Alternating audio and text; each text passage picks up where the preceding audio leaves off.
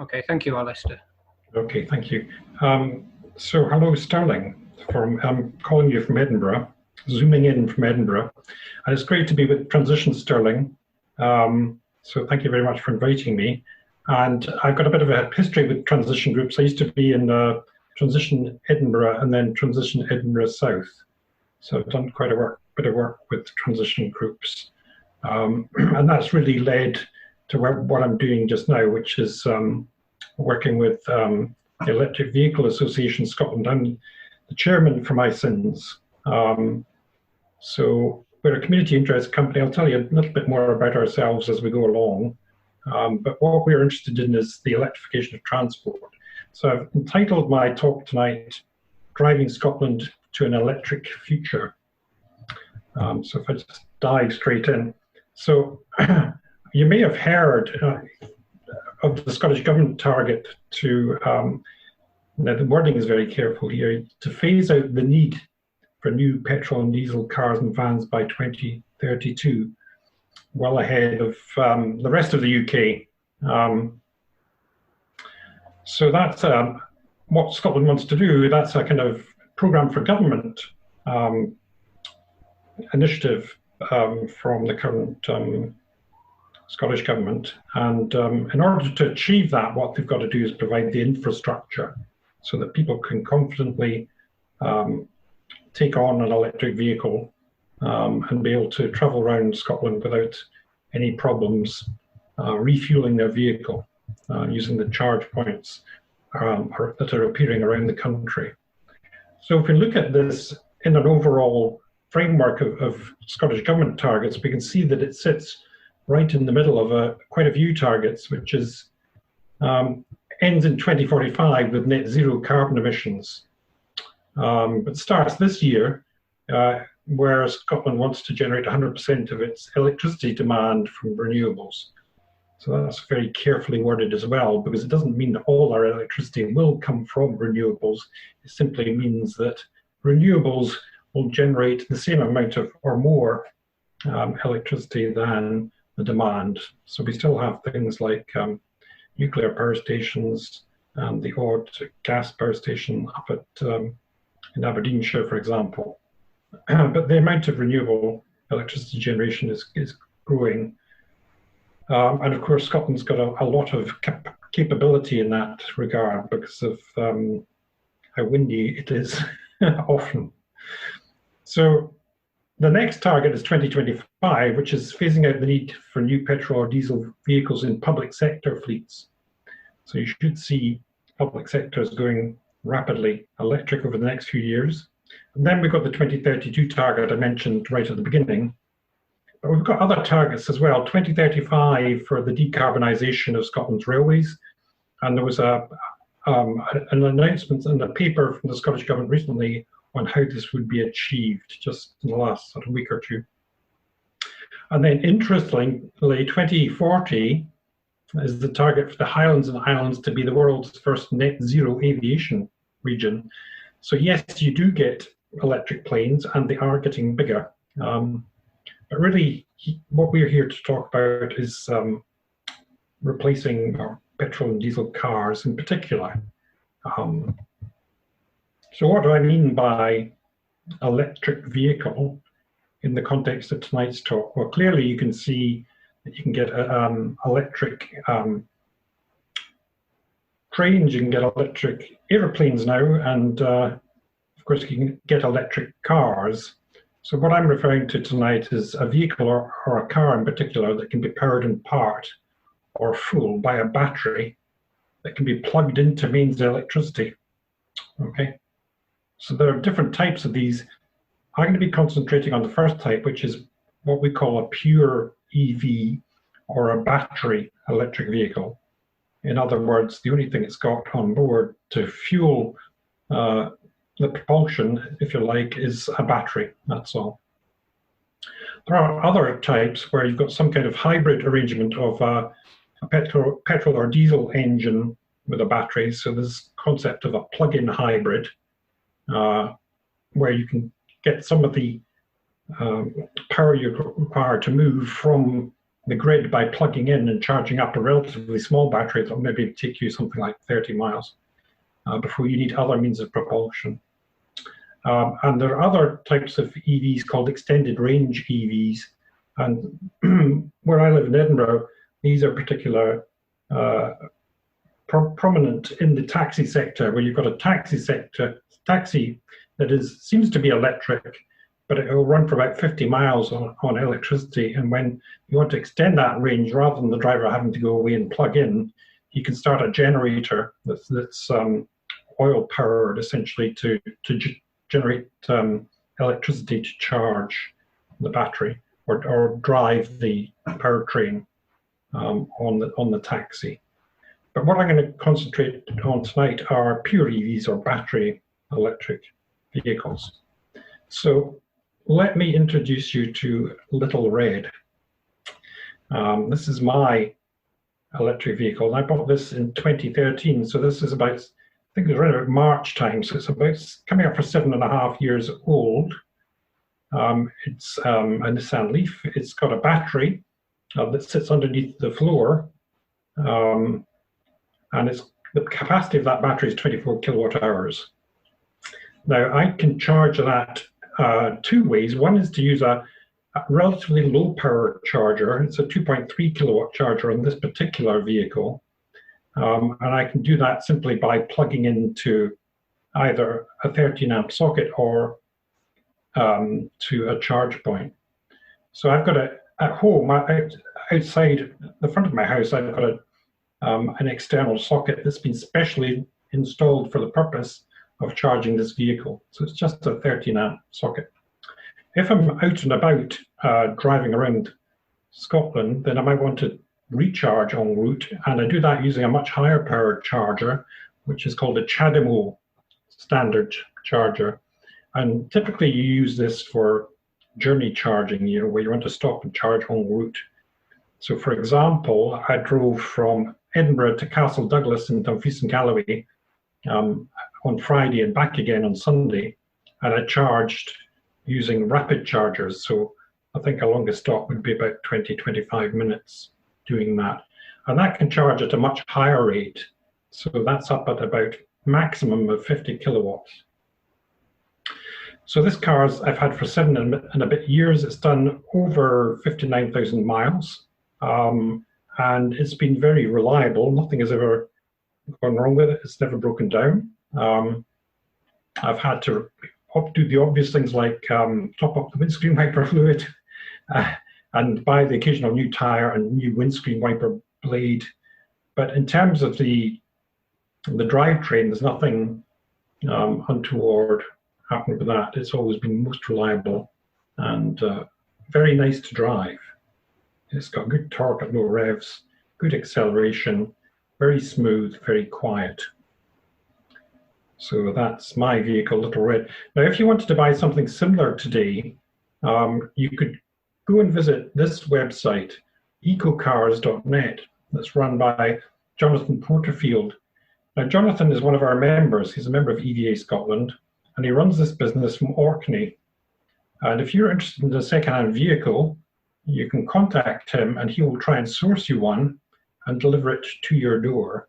So don't let the fact that he's in Orkney put you off. His service is excellent, and he's delivered many electric vehicles to many satisfied customers. So I had a look at his website today, this afternoon, in preparing for this talk. And for example, I found a vehicle very similar to mine. It's newer, it's 2016. A Nissan Leaf. It's got a 24 kilowatt hour battery, same as mine. It's done fewer miles, 34,000 miles. And the price they were looking for that vehicle was £9,500. And indeed, if you look at his website, you'll find other cars perhaps that are slightly smaller or even bigger at a range of prices. So you don't have to buy a brand new electric car if you want to buy one. You can use Jonathan in particular, if you like, or any other reputable dealer in order to get a second-hand electric vehicle. It's a very strong market in second-hand EVs. But if you wanted to buy something new, then the cheapest model available at the moment is the Skoda Citigo IV SE, and this is the car here. It's got a slightly bigger battery pack than mine. It's got a 36.8 kilowatt hour battery pack and a range of up to, now you've got to be very careful here, up to 170 miles. So what I'm going to try and teach you is how to work out roughly how far an electric vehicle will go. And the secret is to realize that a car will do typically between 3 and 5 miles per kilowatt hour of battery capacity.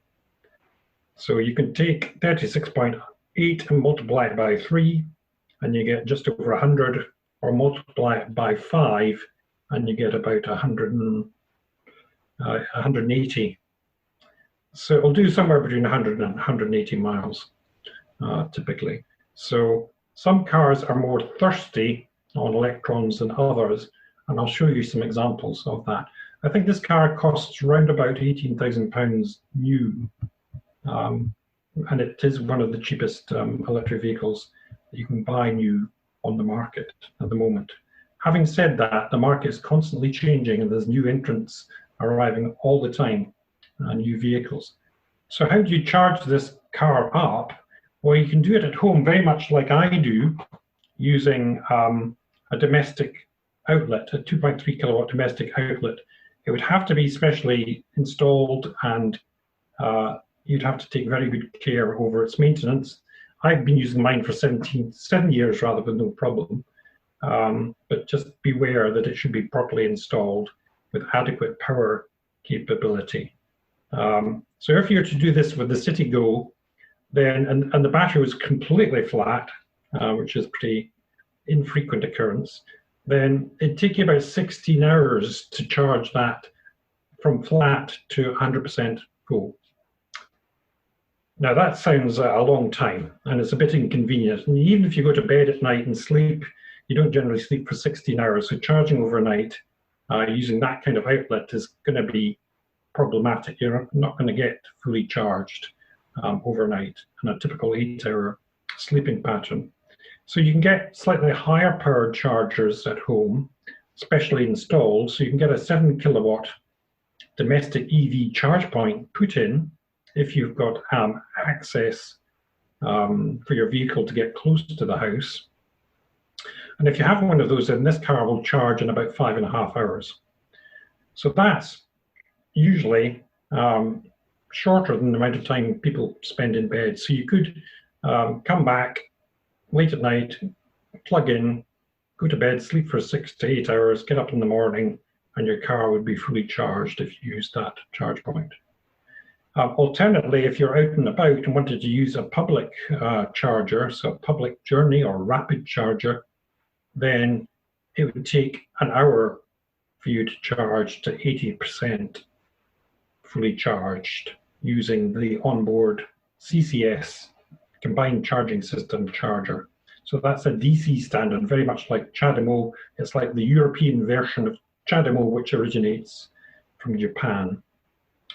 So when you're charging at a journey charger, you tend to charge to 80%, and that's simply because it takes as long for you to charge from 0 to 80% as it does to get from 80% to 100%. So they're very diminishing returns and staying much longer. Some public chargers have a time limit of about an hour on them so that people charge and then move on.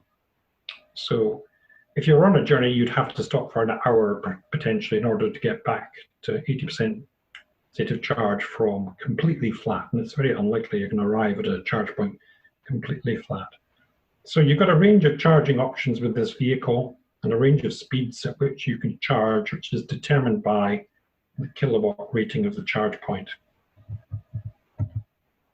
So if you wanted to install a domestic charge point, they look a bit like this. If you've got access to your house.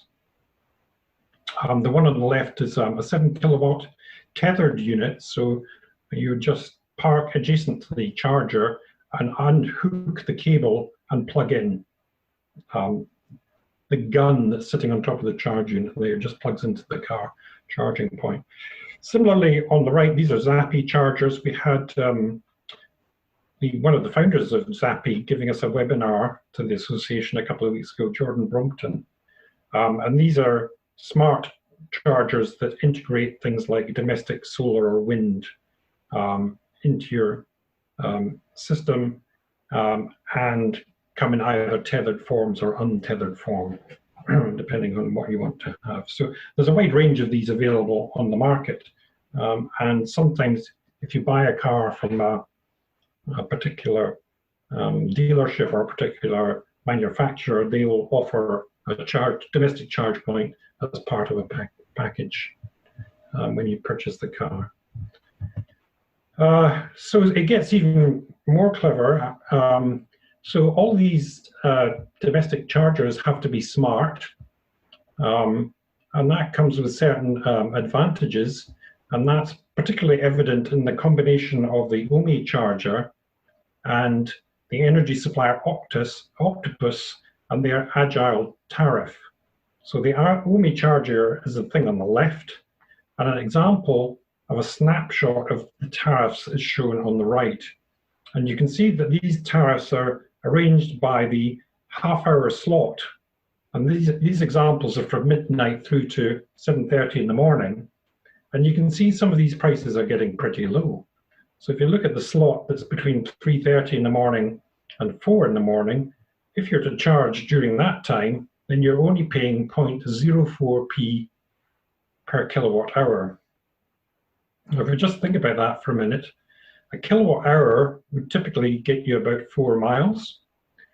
So 1 mile of motoring at that price point would cost you 0.01p, or 100 miles of fuel at that price point would cost you 1p. Now, I don't know about you, but when I walk along the street and I see 1p sitting on the ground, I no longer bend down to pick it up because I think it's not really worth it.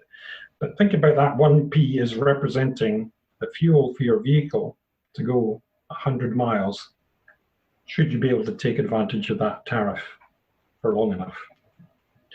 So what you're getting here is flexible rate of electricity price, and it's usually dependent on the amount of renewables on the grid. So electric vehicles owners get very excited when we have a particularly windy day or night, because these prices drop and they can actually go negative. So you can actually be paid to charge your car when there's a lot of renewable electricity on the grid.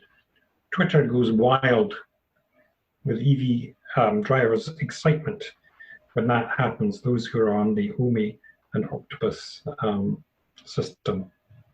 So I don't know about you, but I've never ever driven up to a petrol filling station and been told that I would be paid to fill up my car with petrol, even though prices of oil went negative for a short spell during the pandemic lockdown. I've never been paid to fill up my vehicle yet.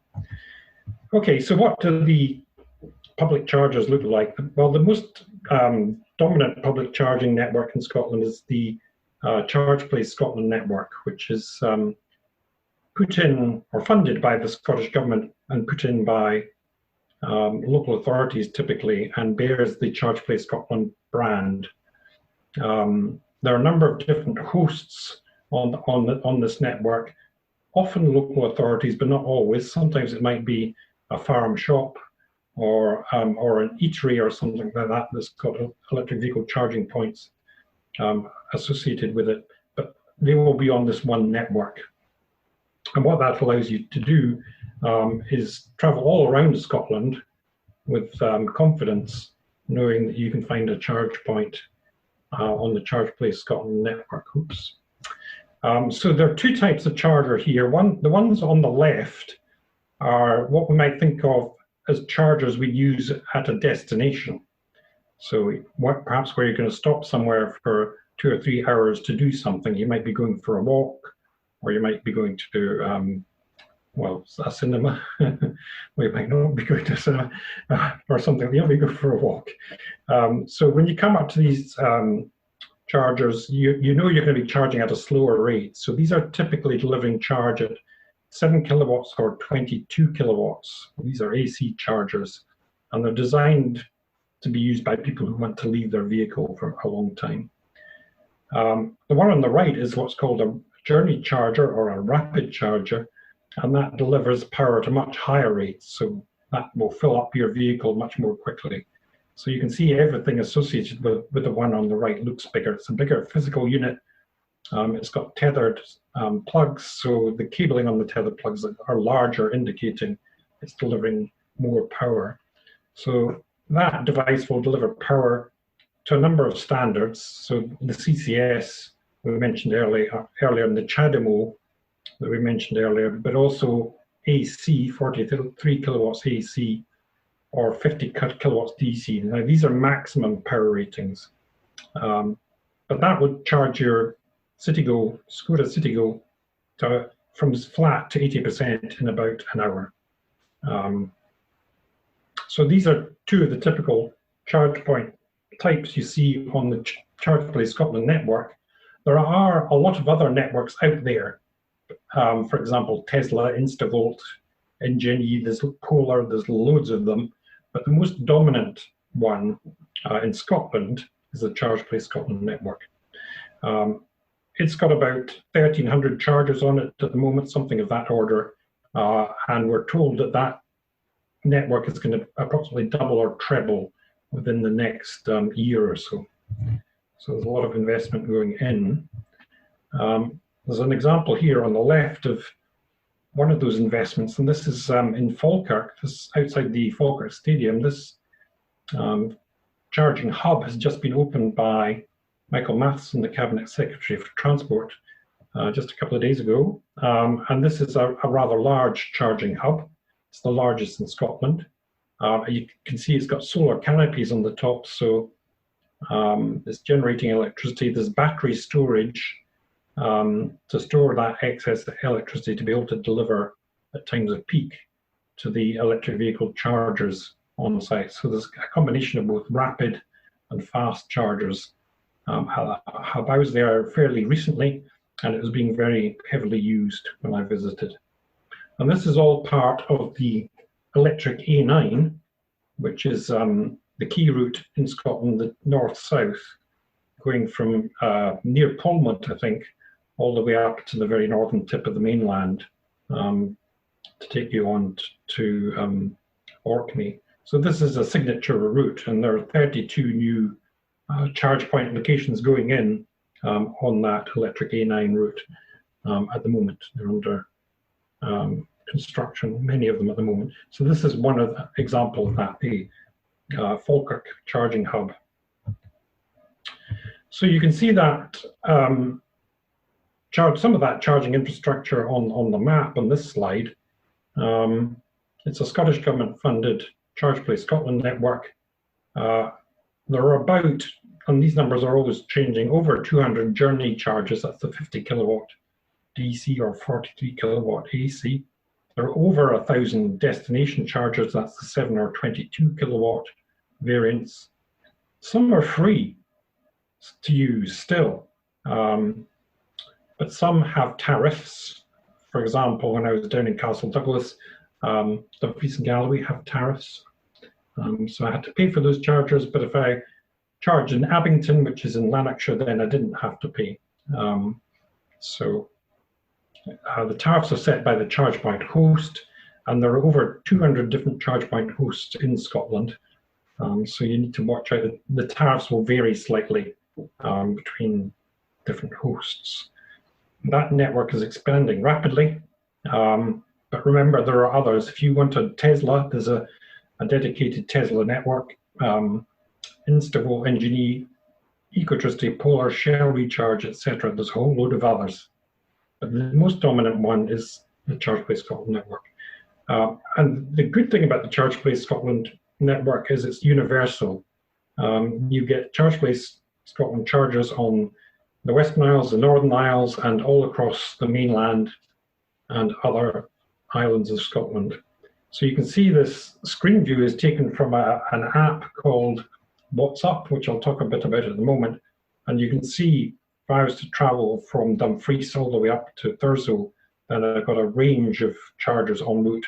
And this is just the rapid chargers, okay, or the journey chargers that deliver 43 or 50 kilowatts.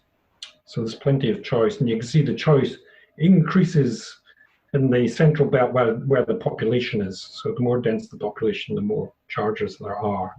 And that's really where you tend to see the commercial operators come in, the Instavolts, Engine, etc. Okay, so if you're wondering what websites there are, or what apps there are for electric vehicles, there's a ChargePlace Scotland website, and if you go on there, you'll find a map and you can see all the charge points. So if you're interested in your own particular area, have a look on there and you'll see what's available in your neck of the woods.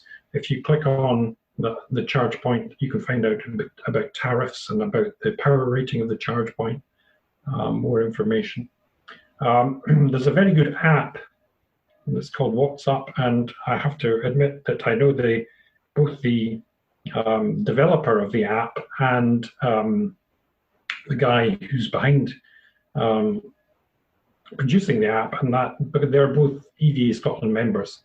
So Mike Gill is the guy who's behind it, and Neil McLennan is the guy who's developing it with his company Scientist Media. He's based in Bo'ness. It's I have to say, it's a very good map for journey planning. So these screenshots are taken from that app. Want to walk? Oh. Will show the rapid chargers for your vehicle on the route. Other maps are available. The Zap map is very popular, and PlugShare also very popular. So these are the common websites and apps for EV charging. In terms of incentives, then the UK government provide a plug-in grant for eligible electric vehicles, so cars, vans, motorcycles, mopeds, taxis, and even large trucks. Okay, so the incentive is £33,000 off a new electric car up to a retail price of £50,000, £8,000 off a new electric van. So often when you go to a dealer or look at the price of vehicles online, that plug-in grant will have been taken off the price, so it'll already be applied, so you'll see the price you have to pay. The Scottish Government do interest-free loans of up to £35,000 for plug-in cars, so you've got to check eligibility, and vans also. £10,000 for new electric motorcycles or scooters, so not just cars and vans, but other means of electric propulsion. The vehicle excise duty, the road tax for pure electric vehicles, that's battery electric vehicles, is exempt. So there's no annual road tax for battery electric vehicles up to a purchase price of £40,000. If you want to get your own domestic charge point installed, first of all, it has to be smart. Okay, so you can take advantage of smart meter capability, very much like the Octopus and Ohme combination we saw earlier, and the grant is £800. I think that figure's wrong. I think it's come down recently. I think it's £650 actually now, on a typical installation cost of £1,000. So there's a combination of elements there. There's an OLED component and a Scottish Government component. So we get a bit more if you're a resident in Scotland, due to the Scottish Government incentive that doesn't apply in the rest of the UK. And of course, benefit in kind is now, or company car tax. Pure electric vehicles will pay no company car tax as of April this year. So that's a very good incentive if you have a company car. Compare that to 37% for the high emission vehicles. And you can see there's quite a difference. So if you look at what's coming, obviously we now see many more electric cars on the road, certainly compared to when I first got mine. When I first got mine and you went to charge somewhere, people looked at you as though you'd arrived from outer space, kind of stood gawping. But now it's very common to see electric cars. There's a lot of Tesla Model 3s about recently. That's relatively new to the Scottish market. But here you can see in this graph what's coming. So you can see the Volkswagen Group by the middle of the decade 2025 are going to have approximately 80 new EV models in Europe. The PSA Group have recently announced they're not going to be making conventional cars after 2025, and they're going to have nearly 40 new EV models in Europe by 2025, and similarly for the other manufacturers there. So everything is kind of going in that direction. So there'll be a lot more choice coming your way as time goes by. But if we look at some of the significant EVs on the market, and this is just a small selection, I've probably got about half a dozen to talk about. Oops, sorry. Here's what I think are significant models that are out at the moment. So the MG ZS EV it's an MG, but it's now under Chinese ownership and sold back to the UK as an electric vehicle in this case. A retail price of around £22,000. So that for an EV, that's really good value. You can see it's 0 to 62 miles an hour, speed 8.2 seconds, top speed 87 miles an hour, a range of 145 miles. You've got to be careful with range, okay? Always take it with a pinch of salt.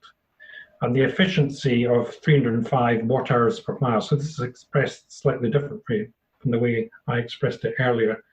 But if you think if you did about 3 miles at 305 watt hours, you're up to about a kilowatt. So this thing is going to do just over 3 miles per kilowatt hour, which is within the range we mentioned earlier. It's capable of rapid charging. I think this is CCS, if I remember correctly, in this vehicle. Front wheel drive, and it seats 5. So that was seen as a very good value EV when it hit the market a few months back in the UK. The first of the Volkswagens is now on sale. It's the Volkswagen ID3. Its retail price for the lower end, I don't know how accurate this figure is supposed to be 22,000. I think that's not the one that's currently out, because I think that's a kind of an introductory model. I think the lower price models will come out later on. So again, the figures are down below. A range for this variant of 170 miles. Like some of them come with different battery pack sizes, and this is more efficient. You can see it's about 260 watt hours per mile. So getting up to 4 miles per kilowatt hour. Again, rapid charging capable and seating 5, but this time rear wheel drive. So can I just point out at the bottom, there's a link down the bottom here that takes you to evdatabase.uk. And if you go onto that website, you'll find all the vehicles that are either here or coming to market fairly soon. So I've just taken a small selection. So the Nissan Leaf, this is the next generation Nissan Leaf compared to the one I've got. Mine's quite old, obviously. And that comes in 2 variants, a 40 kilowatt hour battery pack and a 62 or 63 kilowatt hour battery pack. Again, fairly efficient. You're getting up to about 4 miles per kilowatt hour. And on the 40 kilowatt hour version, you're getting a range of about 135 miles, something like that. And down below, we've got the Vauxhall Corsa E, and again, a similar kind of efficiency, but a longer range. It's got a range of about 180 miles, which implies a larger battery pack on that vehicle. The Tesla Model 3, I see a lot of these about now when I'm out and about. So they come in different rating specifications. So the bottom end is supposed to come out at about £34,000. I should say that the figure pounds per month is the lease figure. These figures are taken from this website, so they're not my figures. So Teslas are pretty efficient. You're getting above 4 miles per kilowatt hour typically in those, and tend to be long range. So this vehicle has a range of 195 miles. So you need to check the battery pack sizes just to make sure the one you want has got the range you think it's got. The BMW i3 has been out for quite some time. and been kind of updated over the years. Again, a reasonable efficiency of 217 watt-hours per mile, but quite a small car. It seats 4, and the back is quite, I think, quite neat. And given that I'm 6'5", you can maybe understand my reasons for saying that. These 2 cars are from South Korea, and the South Koreans have really got it cracked in terms of efficiency and range. So the Kia e-Niro 64 kilowatt-hour battery pack, a range of about 235 miles, and the Hyundai Kona electric, similar battery size, but a range of 245 miles, so slightly more efficient. So these are getting into the longer range for a price in the mid 30,000 mark. So there's an awful lot more. If you look on that website, a lot more coming. So I'd like to tell you a little bit about EVA Scotland, because that's really the organisation that I chair. And that's an organisation that's been around since 2011, and it was founded by 7 electric vehicle drivers who kind of got to know each other and thought, we need some kind of organisation to represent our interests. Because you can imagine in 2011, there weren't many chargers in Scotland. Very few indeed. So if you wanted to drive anywhere in an electric vehicle, then you had to be very creative, usually. I became the 3rd chairman in 2017, and we changed from being an informal association to a community interest company, and that allowed us to take on funding and become a bit more professional. What we're trying to do is be the voice of the electric vehicle movement in Scotland, where vehicle means not just car, but it could be ferry, it could be aeroplane, it could be train or bus, or motorcycle or motor scooter. So we support the electrification of all forms of transport.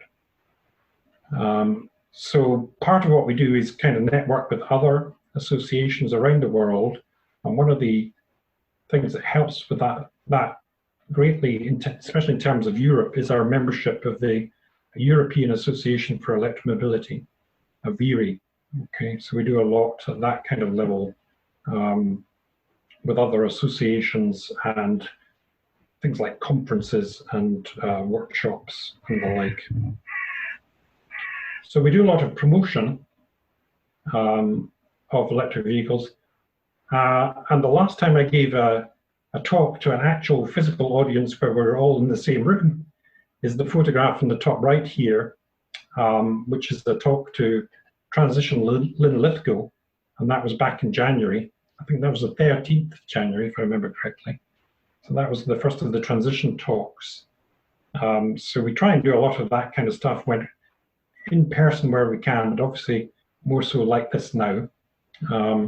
The photograph just moving to the left, you can see this is a small event at Bo'ness, and the gazebo with the Nissan Leaf 40 kilowatt Nissan Leaf has been photobombed by a non-zero emission train in the background from the Heritage Railway at Bo'ness. So I thought that was quite an amusing picture.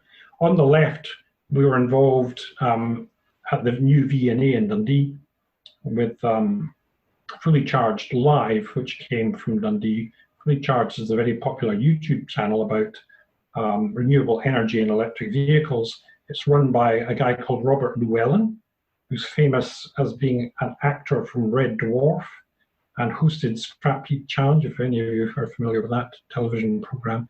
And he can be seen in the picture down below with Eleanor Chalmers in the black and white print top, or print dress rather, and he became on that evening an honorary member of EVA Scotland, which is why he's got a plaque.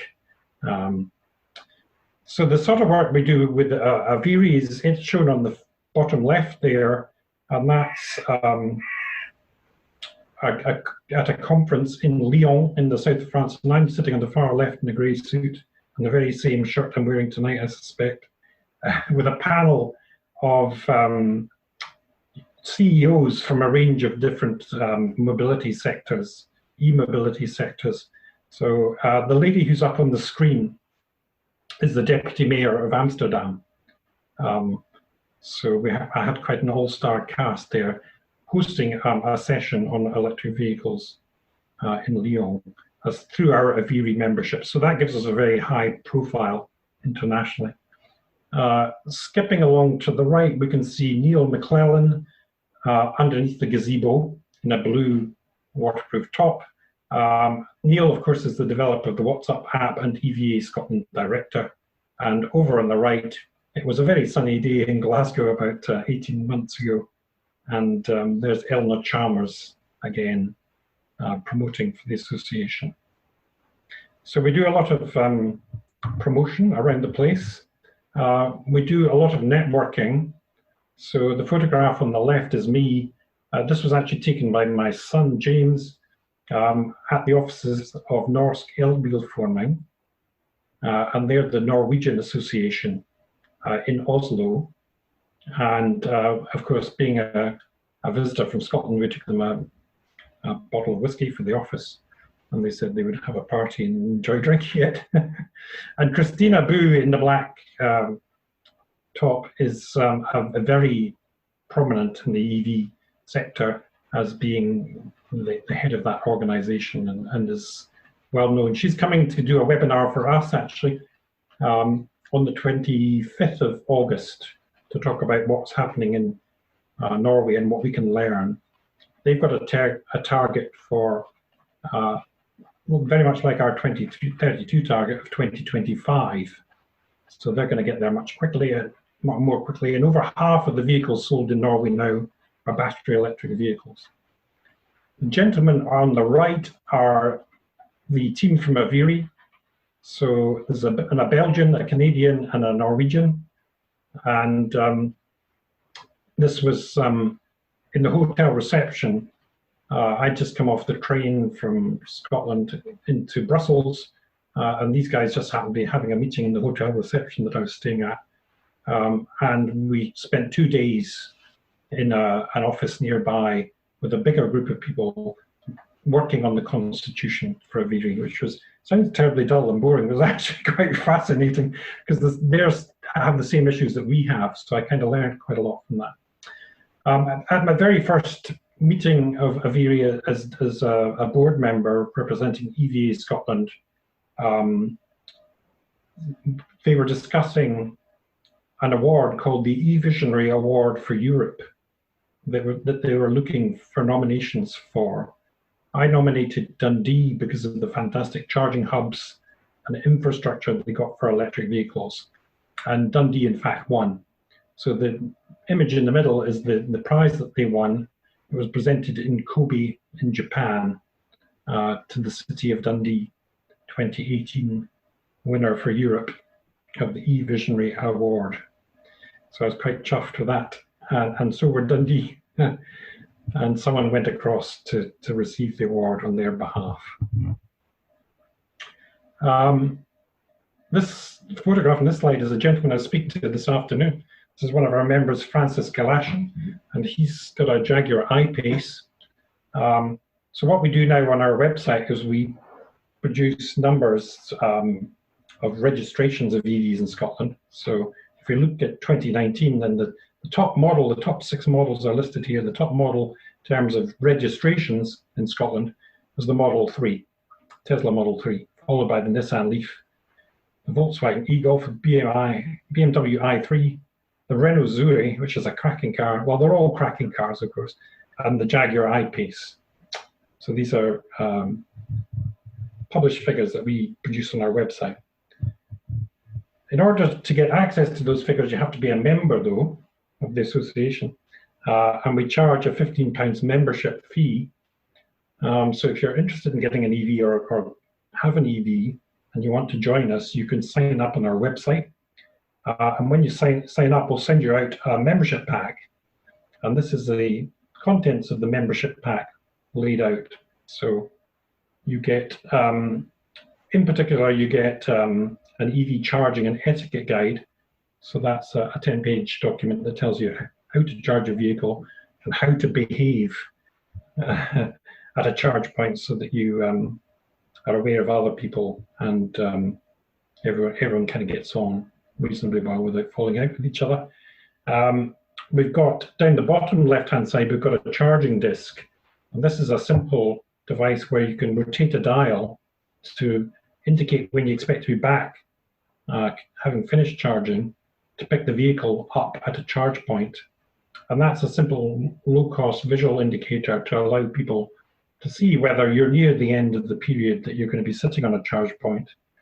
And indeed, we have a text messaging service so that if a driver of the vehicle wanting to charge comes and sees a vehicle being charged and they're displaying this disc, then you can text a short message to her number, and that message will be relayed to the person charging, and they can communicate back to indicate whether they're prepared to come and move the car or not, or indeed they can just ignore the message. So it's a two-way communication device, and we control the wording that's passed on the message, if you like, that's passed, so that there's no chance to swear or be horrible to anyone.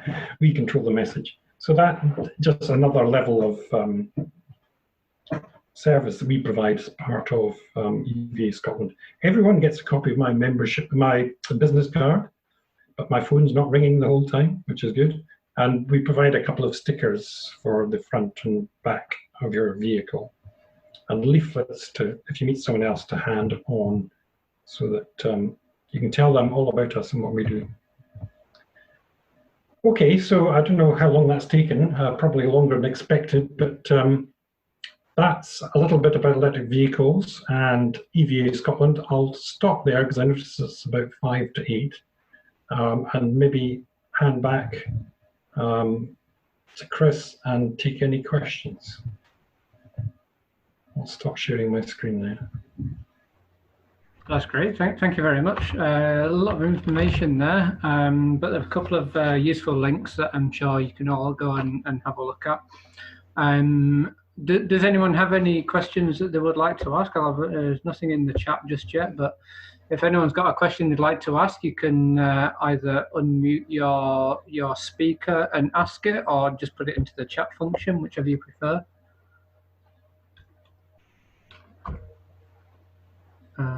Okay, I had a couple of quick questions. Do the battery packs in these cars degrade when you charge it only to 80% every time, like in a mobile phone? If you don't fully discharge the battery and then do it only halfway, then they're not as efficient over the years? No. What does happen is the management of the battery pack is very key to all this, and I think probably Tesla do this the best. So I've been driving my car for 60,000 miles, 7 years. Sure, there's a bit of degradation on the battery pack. I don't think it's quite as good as it was on day one, and it probably doesn't quite have the same range. It's not particularly noticeable because it happens slowly over time. And really what you get to know is a feel for your car. So you know what it's capable of. The first couple of weeks are a bit nerve-wracking, especially with a very low battery capacity. You're thinking this battery is going down very quickly. But now, once you've been driving for, a few weeks and got used to it, it's not an issue. There were some problems with battery packs in the early days in very hot climates. So in Arizona, Phoenix, Arizona, was one location where people were having problems with the original Nissan Leaf battery pack. And in fact, they retweaked the chemistry. But, there's been hundreds of thousands of these vehicles sold now, and all the telematics are fed back to Nissan or any other manufacturers, so they know how the batteries perform. It's not a major problem. No one is, well, very few, not no one, but I know one person in Scotland who's been complaining about a French-made electric vehicle whose battery caused problems, but it's relatively rare to hear about problems with battery packs these days. And especially for example, the the slightly more expensive or the slightly newer vehicles tend to have better battery management, where they've got perhaps liquid cooling of the battery pack. So there's all kinds of clever things go on associated with the battery pack in order to get optimal performance, particularly with vehicles like at the high end, like Tesla, for example. Okay, thank you. Any other questions? I do have, yeah. Thanks, Alistair. That was really interesting, really helpful. Clearly, in terms of the direction of travel for government, electrification of transport systems and transport, and particularly cars, is definitely the way ahead. What impact do you think that's going to have on battery technology, on availability, and on particularly on cost over the next 4 or 5 years? Yeah, okay. I think the anticipation is that parity with conventional combustion engine cars will happen around about 2024. So battery prices have been coming down over the last 10 years. There's a move to obviously build more batteries. So you're finding, for example, Tesla have got a lot of battery factories around the world. Shanghai, for example, a new one in Berlin, and so typically car manufacturing is organized on a continental scale. Mm-hmm. So that's kind of what's happening. People are building gigafactories, if you like, to build large numbers of batteries. So I think it's likely by the middle of the decade that electric vehicles will be seen as the natural choice. Mm-hmm. On economic grounds. Running costs are incredibly low, and maintenance costs are very low. I would say that not only does this refer to individuals wanting vehicles, but other people who provide mobility are going electric too. For example, car clubs. For example, in Edinburgh, the Enterprise Car Club have a number of electric vehicles that members of the public can hire for an hour or more. So it's not just, and that's something the Scottish Government are very keen to promote, is this idea of a fair transition. Something we would support is it's access to those forms of transport at a reasonable price for everyone. So whether you've got a Tesla Model 3 or whether you're more hard pressed, just for example, my story is I've got 3 sons, and my first car of any kind was the electric Nissan Leaf, and we used the car club in Edinburgh for about 15 or 20 years. So my sons were all brought up without a car and got used to the car club, even though it wasn't electric at the time. So yeah, I would support that kind of innovation. Can I add a follow-on from that now? I'm speaking as an environmental charity here. What implications are there environmentally for the increase in batteries, and how does that compare with petrol or diesel? Okay, well, that's a very good question. When I was in Transition Edinburgh, the reason I joined Transition Edinburgh was because I was very interested in oil production. Obviously there's a large environmental cost associated with oil production. That's probably one of the reasons I wasn't very keen on buying an oil-burning car. What's happening with battery technology is the amount of rare elements or elements that are perhaps associated somewhat with child exploitation, particularly cobalt in the Democratic Republic of Congo. The percentage of those materials is dropping very rapidly.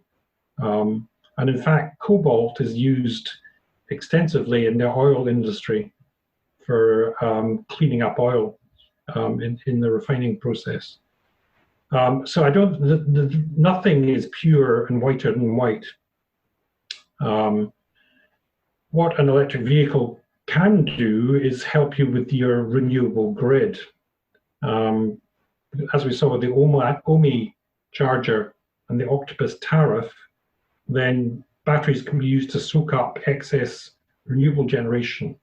So, you know, if you're very careful about when you choose to charge, you can be charging at extremely low equivalent CO2 levels. And we know the grid is getting cleaner, you know, year on year as more renewables go onto the grid. So in terms of CO2 emitted during the lifespan of the car, then it's very low compared to, particularly in somewhere like Scotland, because it's very low CO2 grid. Good, thank you for that. I would also say that if you're particularly interested in the battery technology, then we have a webinar by one of the UK's leading battery experts that talks you all through battery chemistry and the variants and what battery chemistries are used for what applications. So that's available on our website to members. Good, thank you.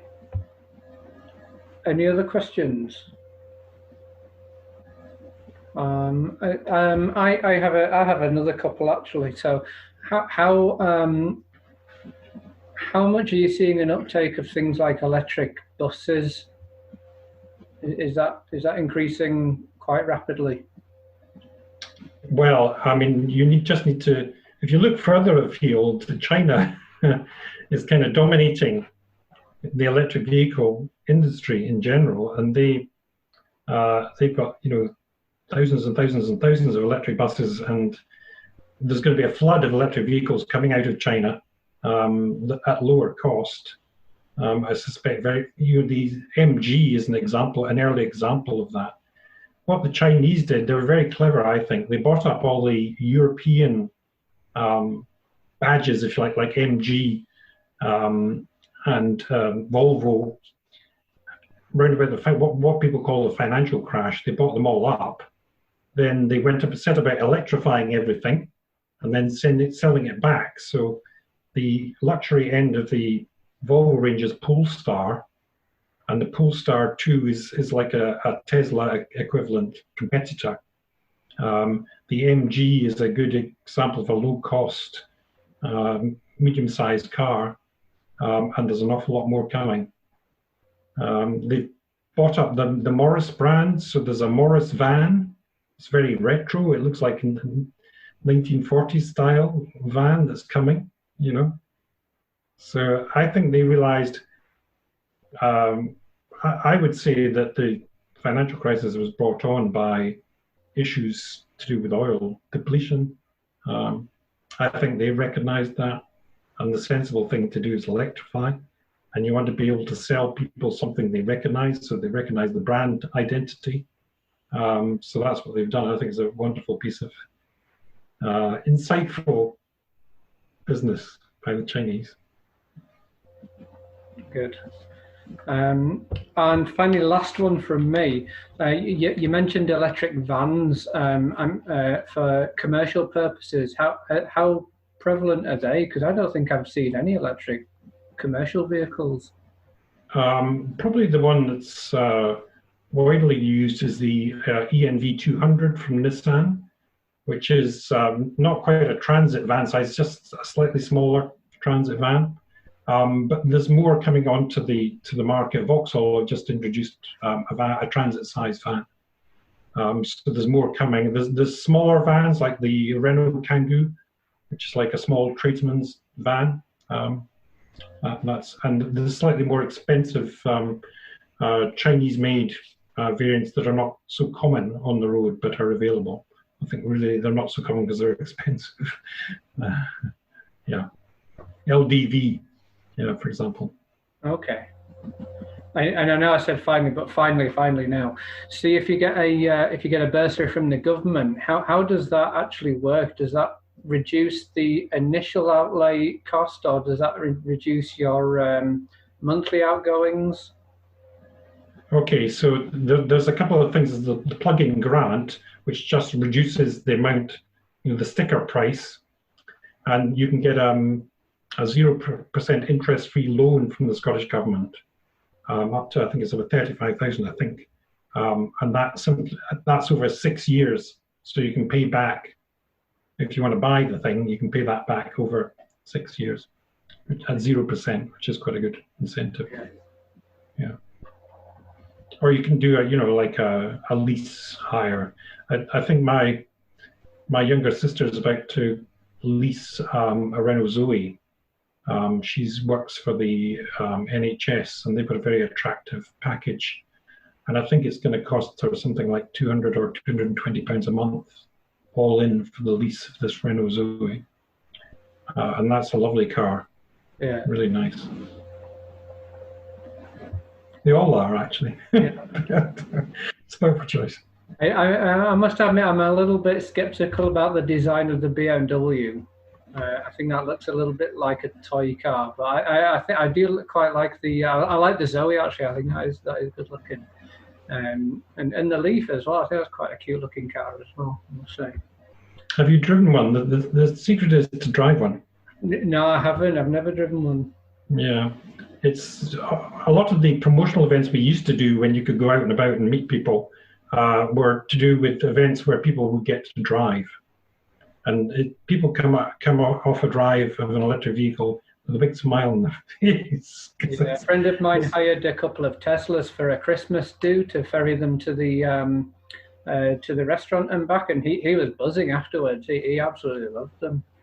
Yeah, it's the same with electric bikes as well. If you've ever been on an electric bike, you get the same big smile. It's just the kind of, the propulsion is so smooth and, refined. It's very nice. Yeah. It feels, when I bought my car 7 years ago, it felt almost like a high-end car because of the smoothness of the ride and the quietness. Does it have like a clutch as well and biting point and things? I guess it doesn't. Is it just one accelerator and brake, kind of like an automatic? Yeah. It's nothing like an automatic to drive. It's much smoother. Okay. Things like roundabouts, hill starts are just so easy because you don't have anything to do with the clutch. You can put the handbrake on, press the accelerator, it automatically releases the handbrake, and you go off. It's just so easy. All these things I used to worry about, roundabouts, or hill starts, they've all, forget it, And how about like 60 to 70 if you're overtaking on the motorway? What do you mean? So if you're behind someone, you need to pull out and then go quite fast. How is the acceleration once you're already at a decent speed? Well, I find it very good. I was driving on the motorway between Edinburgh and Glasgow. In fact, I was Glasgow to Edinburgh, and overtaking lorries. And again, you're looking for safely overtaking, but you've got the acceleration. It's just, it's just easy. You see every other. I don't do it anymore, and I shouldn't admit to having done it in the past. I don't suppose, but when I first got the car and you're sitting at lights and maybe you had a motorbike beside you, it's very tempting just to go whoosh. And the motorcyclists were just totally taken aback. In fact, any driver then was totally taken aback. I think it's more common for people to have experienced that. Yeah. The rapid acceleration is just, you can be away from the lights, look in your rear view mirror and see people, 100 yards behind you, the next car, because you got that acceleration. But you've got to drive responsibly. Of course. Safely, So yeah, absolutely. That's important. Notice I said 60 to 70 and not 60 to 80 on the motorway. Yeah. Good. Okay, well, finally, I need to go. Thank you. Thank you for joining us, Valerie. That was thank you for your question as well. Thanks, Valerie. Thanks for your question. Yeah. Good to see you. So I guess we'll close there unless there's any other questions about any of that. If people have other questions, then maybe Chris can drop me an email. Yeah, absolutely. Yeah. It's quite common for people to think of things, you know, like the following day or something. And I'm happy to take emails and reply. And if anyone wants to join the association, you can join as a full member for £15, or you can join as an associate. We'd rather you join as a full member because we get some income. And you'll see on our website there's lots of news stories and events that are coming up, webinars and the like. So, and what we're trying to do is form community, you know, so get everyone together and help get everything working smoothly for everyone. Good. So I guess I just, in closing, thank you very much for your time, Alistair. That was very informative. Well, thank you for having me. It's very kind of you. Anytime. And I said I'd say something about Transition Sterling, so I probably should, just very briefly. We are an environmental charity, which is why we're excited about this webinar. We have a tool library in the Sterling Arcade. If you don't know about that, you can. Our opening times are very limited at the minute, what with the pandemic and all that. So check our website before booking in. Go to the news and info section. Check out the events that we're running as well. This is one of the many types of events that we have around sustainable living, cooking, growing, foraging, furniture upcycling, all sorts of things, sewing. But yeah, join us on Facebook. Do you have a Facebook group as well, Alistair, on electric vehicles? We do, yes. Yeah, so have a look at that too, and all the other social medias where we're on, and yeah, thank you very much, and we'll see you again hopefully. Absolutely, thank you very much. Nice to meet you all.